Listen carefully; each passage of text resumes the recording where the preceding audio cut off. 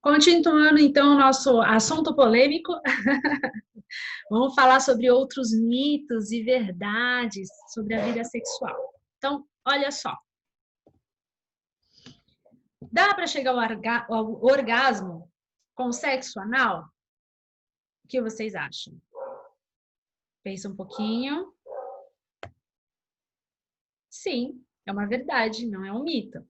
Porém, é importante lembrar que toda atividade sexual ela deve ser concedida pelas duas, três, pelas pessoas participantes. As pessoas que estão ali participando daquela atividade sexual têm que estar totalmente à vontade e precisam concordar com tudo que vai ser feito. Então, se por acaso as duas pessoas envolvidas ou as pessoas envolvidas naquela relação concordarem em ter relação sexual, sexo anal, é uma questão que vai ser acordado entre essas pessoas. Nada pode ser forçado. Obviamente, tudo que for forçado não tem como gerar prazer. E a outra questão, além de ser crime, enfim, a outra questão é que para chegar ao orgasmo é necessário um estímulo.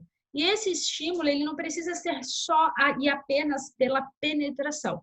Precisa de todo um contexto, principalmente a mulher, por alguns motivos. O homem ele é mais visual, e isso não é uma regra geral. Nós estamos falando de saúde, e saúde não é matemática. Matemática, 2 mais 2 são 4. Na saúde, no corpo, na biologia, não é assim que funciona. Isso vai variar bastante de pessoa para pessoa. Então, quando a gente fala de sentir prazer, vai depender muito aí da intimidade desse casal, daquilo que foi combinado entre o casal. Então, é uma verdade, é possível, não é uma verdade absoluta, né, numérica. Todo mundo que tiver relação sexual e sexo anal vai sentir prazer. Não, isso daí vai depender muito do casal, vai depender de como isso é estimulado, de como isso foi combinado. Tudo bem? Então, pode ser uma verdade. Olha essa. Engolir esperma faz mal? Verdade ou mito? Que será? Será que tem alguma coisa no esperma que faz mal?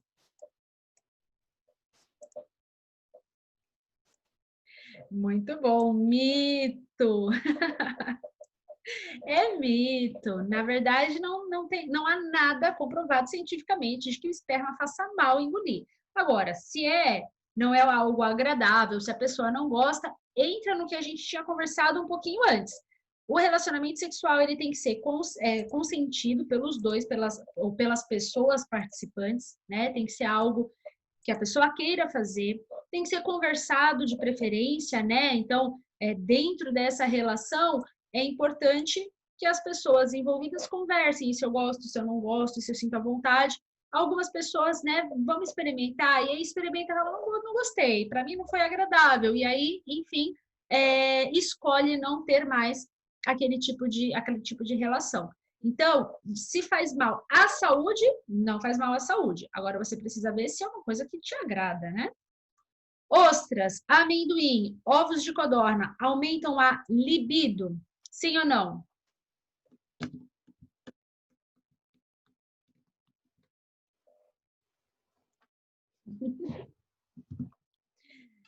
Na Eu já verdade, sei que amendoim sim, mas não sei se é verdade, não. então, na verdade, ostras, amendoim, ovos de codorna necessariamente não aumenta a libido. O que pode acontecer, às vezes, alguns alimentos, por serem afrodisíacos, eles podem dar essa sensação, podem dar mais energia, né? E eles são considerados afrodisíacos, mas não necessariamente que aumenta a libido. A libido vai depender de alguns fatores hormonais e circunstanciais e emocionais. Então, não adianta comer um potão de ovo de codorna que você não vai ficar ali, né?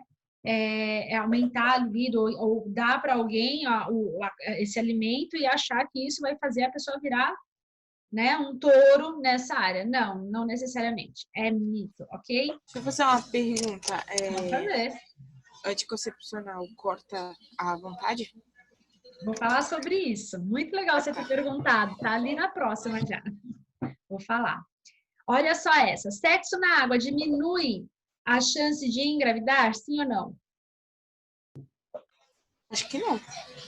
É a mesma chance. Muito bom, meninas. É mito, né? Isso não é verdade. Sexo na água, ele é sexo.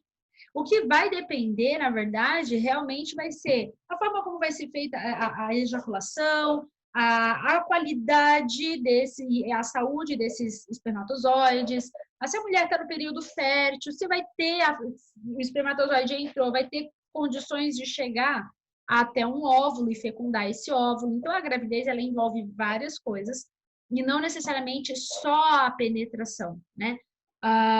Existem meninas virgens que engravidam. Como que isso acontece? É importante a gente lembrar que a vagina, ela não é lacrada.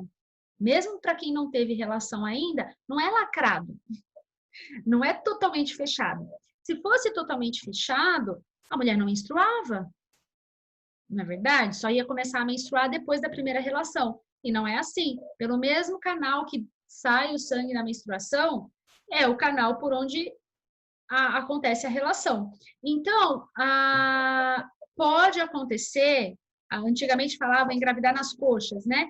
Pode acontecer ali naquela relação mais íntima, mas sem penetração, a menina continuar virgem, mas se por acaso o esperma, se por acaso tiver contato com esse fluido, e esse fluido conseguir chegar próximo, né? E o espermatozoide, em contato com a mucosa da vagina, sobreviver e conseguir alcançar o óvulo, é possível que uma moça virgem engravide. Então, a água seria o menor dos problemas, ok? Não é uma coisa que vai diminuir a chance. Então, não usem isso como tática, como método anticoncepcional, que não vai funcionar, obviamente.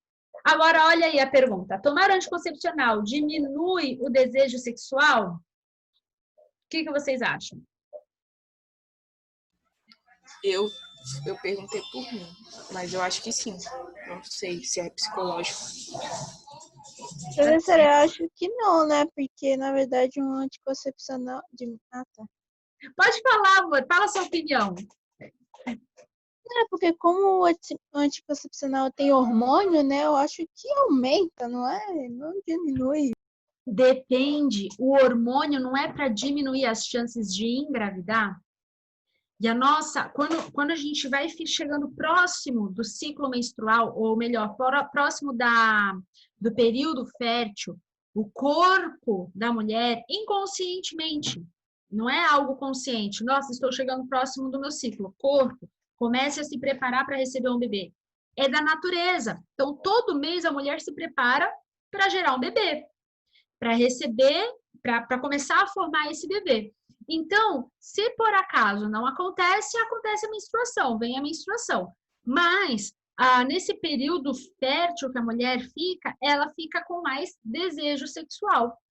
Se você toma uma medicação para inibir justamente a ovulação, a fecundação, e aí vai depender do tipo de anticoncepcional e da quantidade de hormônio que tem, porque cada medicação ela vai agir de uma forma.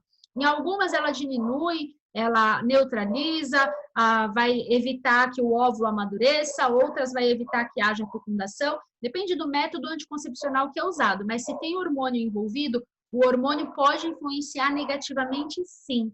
Inclusive, é importante, no mínimo aí, assim, no mínimo não, no máximo, de 5 em 5 anos, você conversar com o seu médico e ver a possibilidade de você trocar o seu anticoncepcional. Não só por diminuir o desejo sexual, mas por outros motivos também, como, por exemplo, o risco de trombose. Talvez você já tenha ouvido falar. Foi por esse motivo que eu parei de tomar, porque a Vitória começou a falar de trombose, câncer, isso e aquilo, eu comecei a ficar em choque. Eu falei, não, deixa quieto. Minha cara tá toda pipocada de espinha, mas é o que tem. Vamos ver, a espinha é menos pior, né? Com certeza. E existem outras formas de você tratar isso. A única coisa que agora está muito difícil é essa pandemia doida. Mas depois, quando as coisas voltarem ao normal, marca com o endócrino, o endócrino ele vai ver a parte de glândulas. Às vezes as suas glândulas estão produzindo aí, né, muitas... Sebo, o que é a espinha, né? e aí acaba produzindo e acaba causando. Existe uma coisa chamada síndrome da acne adulta, né? As pessoas adultas, algumas principalmente mulher, por conta dos hormônios, tem essas coisas doidas aí, nascem umas acnes bem cabulosas. Então, existem vários produtos cosméticos, obviamente um pouquinho mais caro, o que é cosmético, mas de tratamento para acne. A atividade física pode diminuir também, melhorar bastante. A atividade física vai regular o seu corpo como um todo. Inclusive, a atividade física aumenta o apetite sexual. Você vai se sentir mais disposto, disposta a ter relação. Então, a ajuda não é só, né, no corpo, no físico, não é só a emagrecer. Isso é consequência. Na verdade, a atividade física vai deixar você mais suscetível, você vai gostar mais, você vai estar mais disposto para aquilo, além de se sentir melhor, né, esteticamente. Beber muita água, estar sempre hidratado, tudo isso contribui.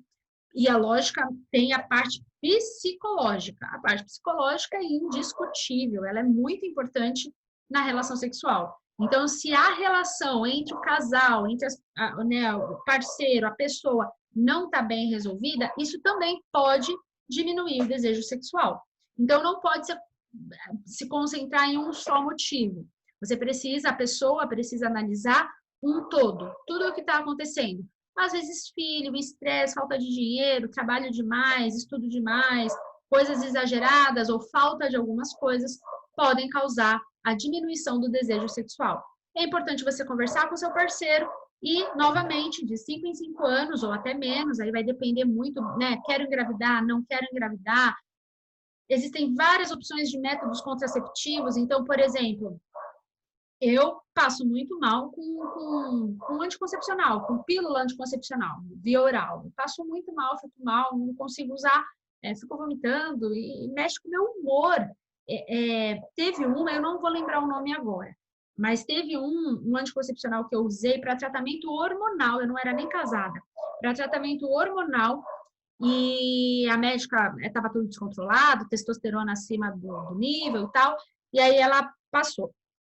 E era batata. Eu tomava, dava algumas horas, no máximo aí 2 horas, 1 hora, 2 horas que eu tinha tomado, me dava um sentimento, uma angústia, um desespero tão grande. E até eu identificar demorou, porque não era normal.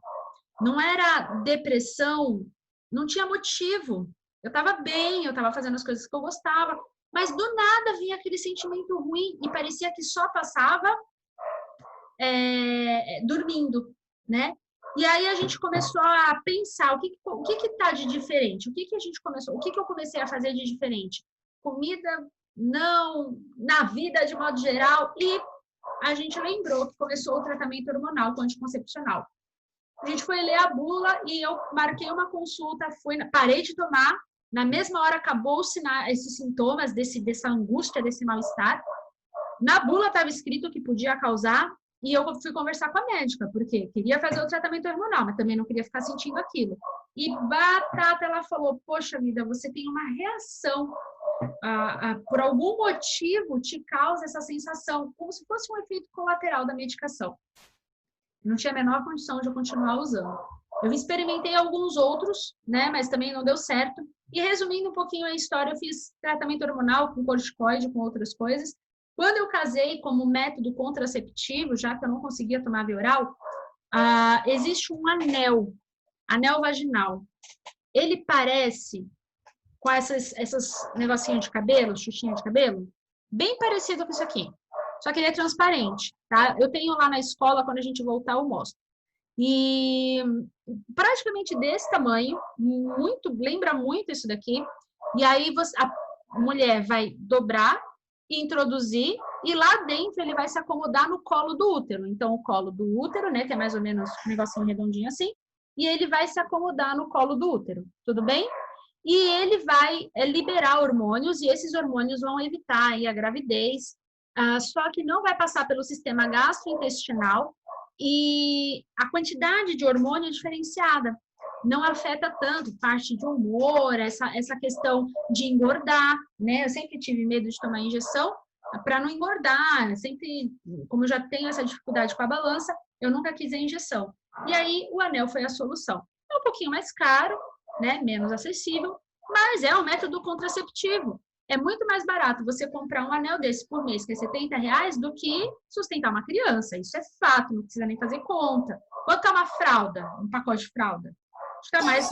50 e poucos reais, se for da boa, porque se a criança não tiver alergia, dê sorte que nem meu filho que não teve alergia, aí tem que ser da Pampers, 50 e poucos reais, eu sei como é que é. E É melhor pagar fraldas 70, vem?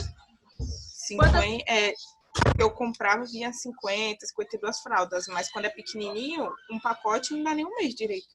Meu Deus do céu. Então é mais barato comprar o anel, né? Por favor. Porque não é só a fralda. Se fosse só a fralda, tudo bem, mas não é só a fralda. É chupeta, é roupinha, o que mais? Plano de saúde. E você vai colocando as coisas, né? É mamadeira, nem se compara. Né? Não tem como comparar. A Ludmara... Deixa eu só fazer uma pergunta. Esse anel que a senhora usa, os efeitos dele em questão de trombose, essas coisas assim, é o mesmo risco? Não. De oral? Não. Não é.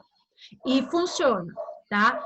Tanto por experiência própria, e eu tenho uma amiga que ela usou por 7 anos, se eu não me engano, 5 anos talvez, e aí ela só parou para engravidar, e ela engravidou rapidinho. Então, até os efeitos colaterais, e o desgaste, né, de você ter que ficar lembrando ali, toma remédio, não toma remédio, tomou, não tomou, meu Deus, e agora toma o dobro, agora eu fico com risco, e usa camisinha e toma remédio. Eu era doida. Teve uma vez que eu esqueci uma semana, eu peguei e tomei os 5 de uma vez, em choque. Eu ainda não estudava ainda. Aí, quando eu tava com o pai do meu filho, ele falou, tu tá doida? Tu quer morrer? Não pode fazer isso não, que não sei o quê. Sem contar que é uma hormônio, né? Eu já coloco uns 5 alarmes, só para despertar, para lembrar. Senão... isso aí. O anel não tem nada disso. O anel você pode simplesmente colocar. Você tem que lembrar de depois de 21 dias tirar, tá? Então, 21 dias fica com o anel. Depois de 21 dias, retira o anel. Você mesmo faz isso em casa, tá? Não precisa de médico, não precisa de nada. Retira, joga fora. Tem um jeito certo de descartar. Na caixinha vem explicando, vem um manual bonitinho. E aí, ou você dá o espaço da menstruação, né? Ou você conversa com o seu médico e emenda um anel no outro, o uso, né? Óbvio, tira um depois de 21 dias e já introduz o outro e nem menstrua, já emenda sem menstruar, tá? Mas isso tem que ser com orientação médica. Eu estou falando os métodos contraceptivos. Tem DIU, tem diafragma, tem uma série de formas, cada vez mais novas, né? Tem o implante também, né? Então, método contraceptivo é o que não falta, tudo bem? Professora. Oi, amor, diga, querida. Boa noite. Boa noite. Gostaria de saber sobre a Depo-Provera, tomada a de 150 miligramas, tomada direto. Tem algum problema? Eu não. Esse é a injeção, né? Isso. Não necessariamente. Eu estava comentando com as meninas que é sempre bom, se você usa como método contraceptivo, não é tratamento hormonal. De 5 em 5 anos, você conversar com o seu médico, conversar, não impor. Você vai conversar.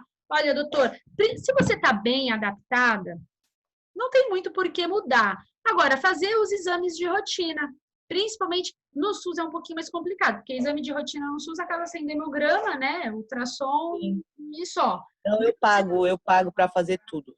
Então, fazer um exame vascular, ver se está tudo bem aí com a rede vascular. Se está tudo legal, você está muito bem, se adaptou bem, não tem reação, nada. É para não menstruar, professora. É só para não menstruar? É, porque eu não sou casada e tô legal, solteira, então é só para não menstruar mesmo, porque não fico bem menstruada.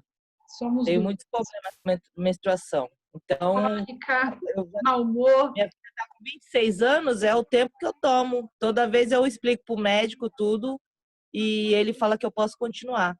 Perfeito. Eu queria saber se tem algum problema, porque todo mundo fala que é muito forte, né? Por ser de 3 em 3 meses, é muito hormônio. Sim. Mas eu me dei hiper bem com ela. Então, e você não tem efeito nem no seu corpo, né? Porque você é magrinha. Você não tem algumas pessoas que têm a reação de engordar. Não entendi, desculpa. Magrinha? 70 quilos, professora. Mas você é alta. Você é alta. É. Distribui muito bem, você é magra. Né? O que talvez seja indicado, mas aí é indicado para todo mundo, é a atividade física, né? Sim. Mas não por conta necessariamente do anticoncepcional.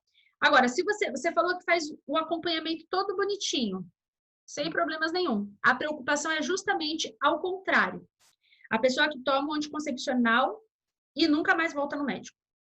Ou pior, começa a tomar por conta própria. Não entendi. Eu não posso, porque eu tive casos de câncer de colo de útero, foi minha mãe, né? Então eu não posso. Agora que eu fui liberada, tem o quê? Tem acho que uns 10 anos que eu fui liberada de fazer de ano em ano, porque eu fazia de 6 em 6 meses. Caramba!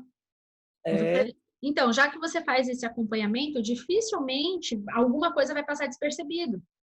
Então, sem problemas nenhum, né? E você ainda é nova, daqui a pouco, se for o caso, você pode mudar de ideia, você tem a opção, não seria uma hora de você fazer algo definitivo, né? Então, continue assim. Como assim? Algo definitivo? Oi? Como assim algo definitivo? Tem mulheres que, depois que já tiveram filho, né, e não quer mais, prefere fazer a esterectomia, prefere fazer a... Tenho coragem, professora. Não tem coragem? Não, da minha filha de 20 anos, eu paguei tudo e chegou na hora eu desisti. Não, mas você é nova ainda. Não... Deus me livre, professora. Deus me livre. Oxe, criança, oxe, tá doida? Deus me livre. Mas, na verdade... A senhora é feliz e não sabe, professora. Eu sei. E eu considero muito isso, mas... Ai, Ludmara, até esqueci o que eu ia falar. Sim, a histerectomia, ela não é recomendada só assim, só entre aspas, né? No sentido de interromper a menstruação. Porque o nosso útero, mesmo tomando anticoncepcional para não menstruar, útero, trompa, ovários, ele produz hormônios importantes. Então, se você é nova, retira só para não menstruar, e eu estou considerando aí todo o seu sofrimento no ciclo menstrual, você vai ter vários prejuízos que não vale a pena. Dificilmente você... Quem tem muito dinheiro, né, vai lá no médico, paga, quero fazer e pronto. Então, na minha opinião, já que você faz todo o acompanhamento e o seu médico não vê problema nenhum, faz todos os exames, continue usando. Sem problemas. É que todo mundo fala que é muito forte, né? Eu não sei em porcentagem quanto dá de hormônio, mas diz que é muito forte, né? Por ser de 3 em 3 meses.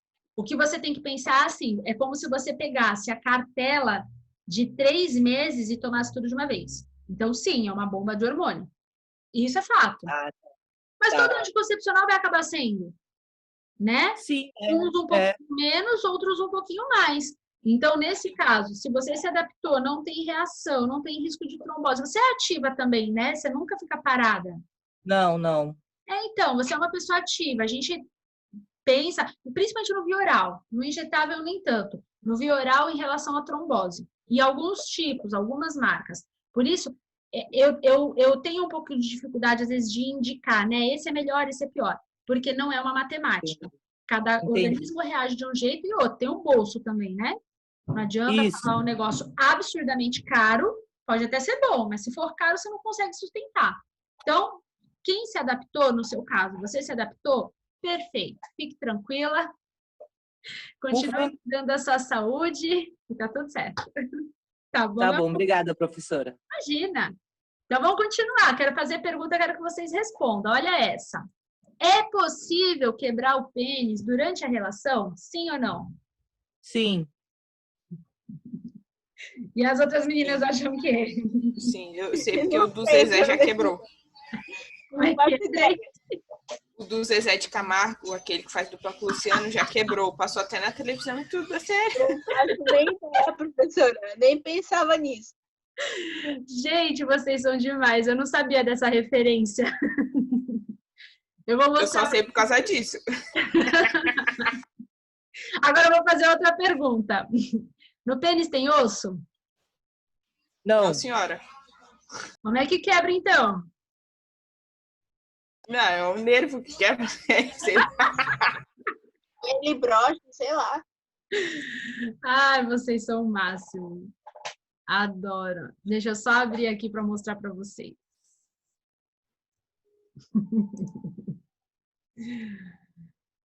Na verdade, é possível, a gente fala quebrar, apesar de não ter osso. Então, vocês estão certos, vocês deram as respostas certinhas. Não tem osso e sim, é possível quebrar.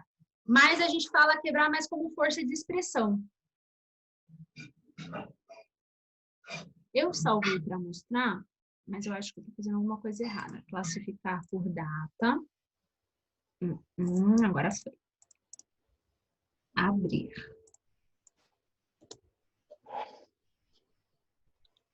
Aí a gente vai lembrar a anatomia.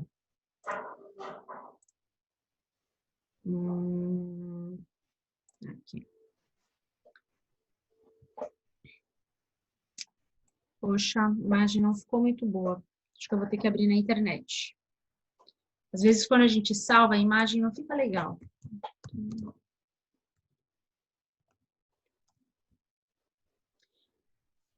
A gente vai lembrar da estrutura.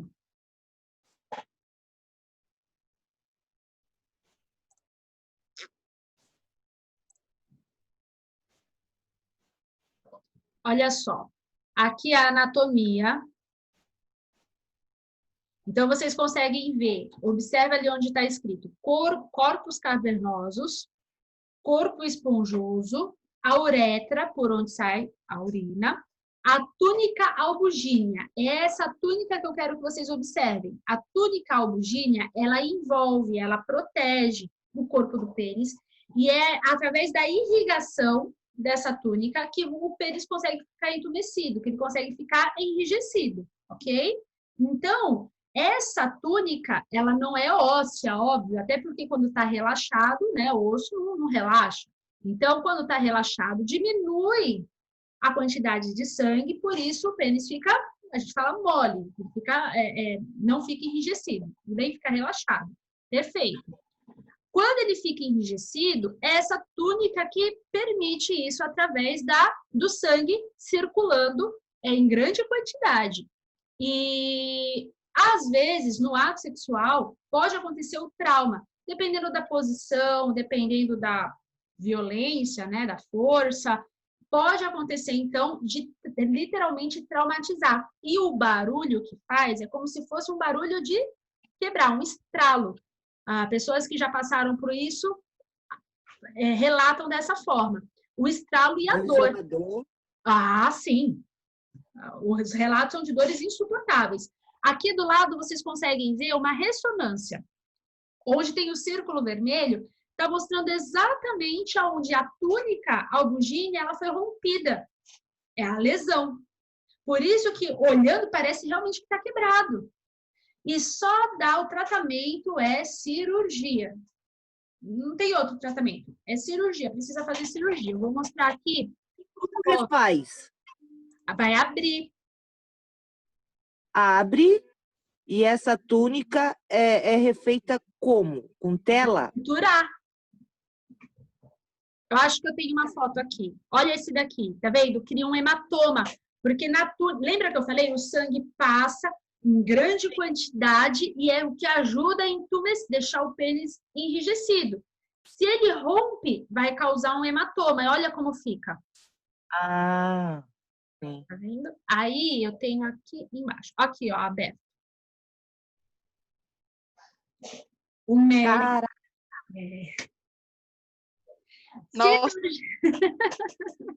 Cirurgicamente, o médico vai consertar, vai suturar essa túnica albugínea. Aqui, ó. Muitos vasos, né?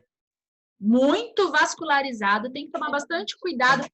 Tem mais uma coisa, dependendo da força do trauma que causar nesse pênis, pode romper, inclusive, afetar a uretra.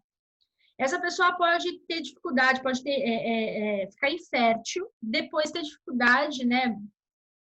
Tem o risco de impotência e tem o risco de afetar a uretra. Se afetar a uretra, aí a cirurgia ela é mais complexa, porque você tem lesão de uretra.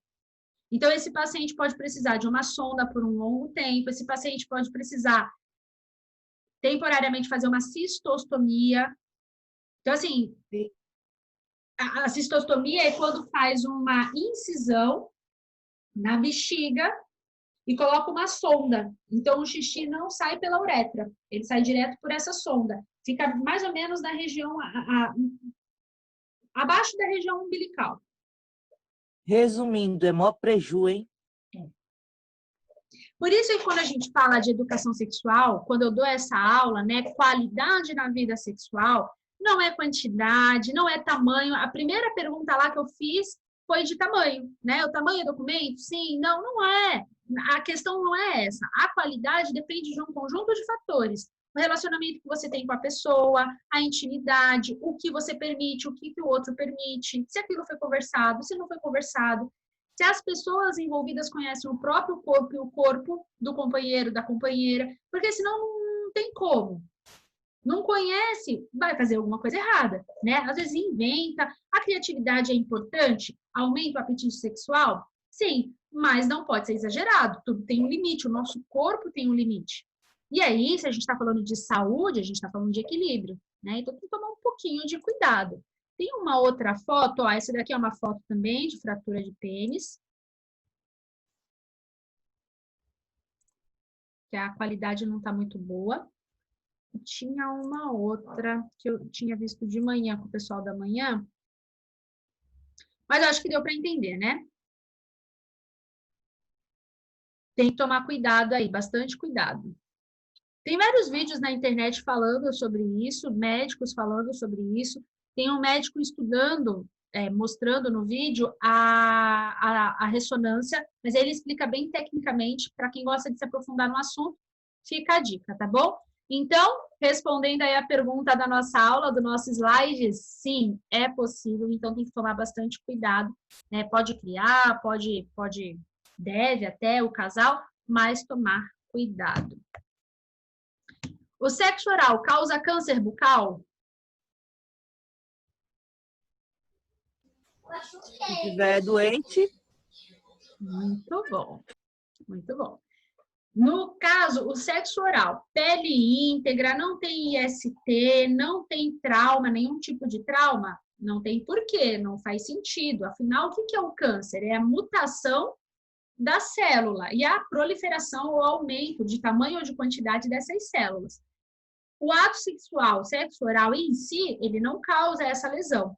Porém, existe o risco de, quando a pessoa tem IST, quando não trata IST, quando tem algum tipo de lesão, algum tipo de infecção, aí sim, qualquer lesão celular pode aumentar as chances ou acelerar as chances de câncer. Então, a nossa questão aqui é saúde. Quando eu conversei com vocês lá atrás sobre IST, eu falei várias vezes, IST não tratada, tem dois grandes riscos, um é infertilidade e o outro é câncer. Então, sim, precisa ter muita saúde, precisa ter pele íntegra e sempre fazer os exames de preferência, ok? Mesmo casado. Fazer xixi depois da relação evita infecção urinária, sim ou não? Sim. Depois. Sim. Eu acho que é mentira. Acho que não. Na verdade, vamos lá, tem duas questões, mas eu acho que essa é até a próxima, deixa eu ver. Ah, já apareceu a verdade. O que não diminui chance de engravidar, tá? Eu acho que tem uma pergunta dessa. Se fazer xixi depois da relação diminui a chance de engravidar. Não, aí não, porque são canais diferentes, tá? Mas é indicado que não se tenha relação com a bexiga vazia. É indicado, também nem precisa ter com a bexiga cheia também, senão haja concentração, né? Mas que você tenha um resíduo de urina ali na bexiga e após a relação você vai fazer xixi e evita. Por quê? Na relação sexual, há a fricção dos dois corpos, tudo bem? Normal, todo mundo adulto aqui, vocês estão entendendo o que eu estou falando. Há a fricção dos dois corpos. E aí, nessa fricção, nesse contato que tem aí dos dois corpos, pode ter o quê? Justamente suor, bactérias, fluidos corporais, entre várias outras coisas, ficar ali na portinha da uretra. Então, se você, após a relação, urina, qualquer sujidade, qualquer micro-organismo que fica ali na portinha da uretra, pronto, vai embora. Então, é interessante, é indicado pelos médicos, sim. Terminou a relação, não precisa ser um negócio desesperador, doentio, né? Terminou, meu Deus, tem que fazer xixi. Não, mas aí é assim que, né? Dê aquela relaxada, diminuiu os batimentos cardíacos, aí urinar, esvaziar a bexiga é muito interessante, tudo bem? Diminui, não significa que você não vai ter infecção, mas diminui o risco. Interessante, não sabia não. É legal, né? É legal para a gente orientar jovens, orientar os pacientes. Os pacientes vão perguntar bastante. Quando ele percebe que você é uma pessoa madura, equilibrada, aí eles começam a abrir o coração. E aí eles começam a fazer esse tipo de pergunta. Toda ferida, todo corrimento é IST? Sim ou não? Não. Não, muito bem. Não. Depende também, né? Depende do corrimento, depende da ferida. Muito bem. Existem diversos motivos, principalmente a mulher, para ter corrimento. Homem é mais difícil, né? Mas a mulher tem questão hormonal, período fértil, menstruação, escape da menstruação, e aí vai. Então, a gente tem que observar. Tem odor? Se tiver odor, tem que investigar. A coloração é diferente? A roupa que você usa não está te irritando? A roupa é muito apertada, aquela calça jeans apertada o dia inteiro. Isso faz mal, tá? E aí tem risco de candidíase, entre outras questões. Então, nem toda ferida, nem todo corrimento. Agora, tem o corrimento, tem a ferida, e você não sabe do que é, tem que pelo menos investigar. Não vai ficar aí esperando piorar. É possível pegar uma IST com compartilhamento de roupas íntimas? Sim. Sim. Depende, né? Então, vamos lá. IST, infecção sexualmente transmissível. Teoricamente, só se transmite por sexo. Porém, todavia, o compartilhamento de roupas íntimas, aqui a gente está considerando uma roupa que não foi higienizada, né? Óbvio, não foi lavada. É uma roupa, aquela troca ali, né? Não sei nem em que situação isso pode acontecer, mas tudo bem. Tira de um, põe no outro, tira de outro, põe no um, troca, e aí sim. Os micro-organismos, eles gostam de lugar quentinho e úmido. Se o ambiente for propício, ele vai ficar ali. E, principalmente, bactéria, ela sobrevive mais tempo, né, fora da célula ou sem estar dentro de um outro organismo. O vírus é um pouquinho mais complicado. Como a gente já estudou, ele é um parasita e alguns vírus em contato com ar, enfim, sem estar dentro de uma célula ou num fluido, ele morre mais rápido. Mas se a roupa íntima for higienizada corretamente, o risco diminui. Agora, gente, compartilhar roupa íntima para quê, né? Por favor. Acho que não tem necessidade. Isso aí é complicado. Complicado.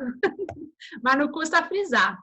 As ISTs facilitam a transmissão do HIV, sim ou não?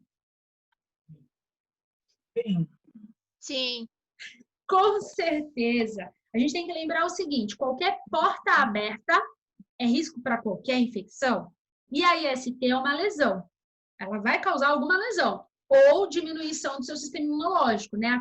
Vai deixar o seu sistema imunológico mais fraco. Pronto. É porta aberta. Não só para o HIV, para qualquer tipo de infecção. Olha isso daqui. Senhora, isso daí é uma boca? É. Ixi, Maria. É. Provavelmente isso daqui tem característica... Parece condiloma, né? Ou condiloma. É que o condiloma ele é mais rugoso, parece mais uma verruga. Pode ser aqui um herpes, tá? Ó a ferida aberta aqui. Aqui também tem dente para tratar, né, gente? Tem um conjunto de coisas. Mas aqui, ó, ferida aberta. Obviamente, um sexo oral, por exemplo, risco de transmissão do HIV é muito grande. Então, preservativo. E é um pouco complicado esse tipo de orientação, mas não tem jeito. Se a gente está falando de prevenção, escolher parceiro também é bom. Né? Conhecer o parceiro, saber se higieniza, saber se vai ao médico. Isso é importante. Então, verdade.